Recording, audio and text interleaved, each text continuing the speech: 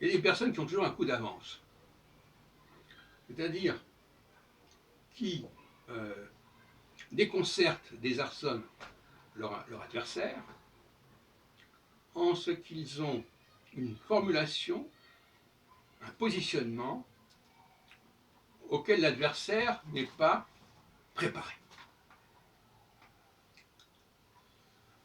C'est un peu ce qui se passe au jeu d'échecs. Moi, j'ai beaucoup joué aux échecs quand j'étais très jeune, avec mon père notamment, dès l'âge de 7-8 ans, je crois.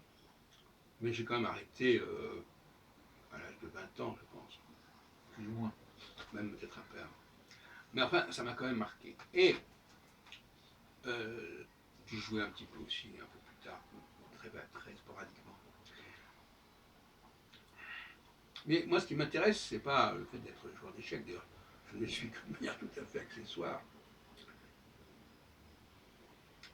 Et ce qui m'intéresse, c'est que dans les domaines sur lesquels j'ai travaillé, je parviens toujours à une formulation qui n'est pas celle que l'on connaissait jusqu'à présent.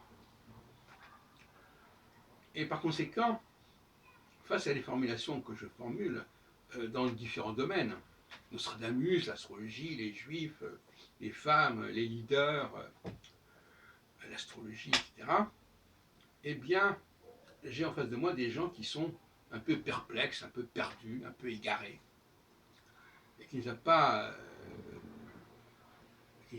à renouveler à se repositionner par rapport à cela.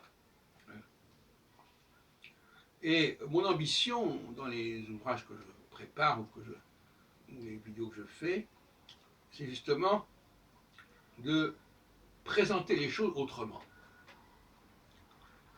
Et présenter les choses sous un autre angle qui n'avait pas été envisagé.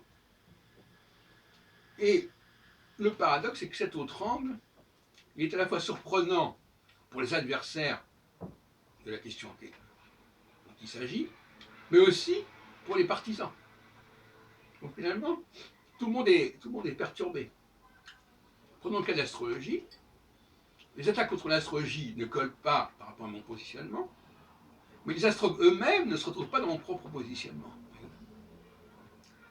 Donc ça crée une sorte de situation nouvelle, une sorte de troisième facteur. Et on peut dire la même chose pour le judaïsme. Quand je parle du judaïsme, ni les juifs ni les antisémites ne se reconnaissent dans ce que je dis. Etc., etc.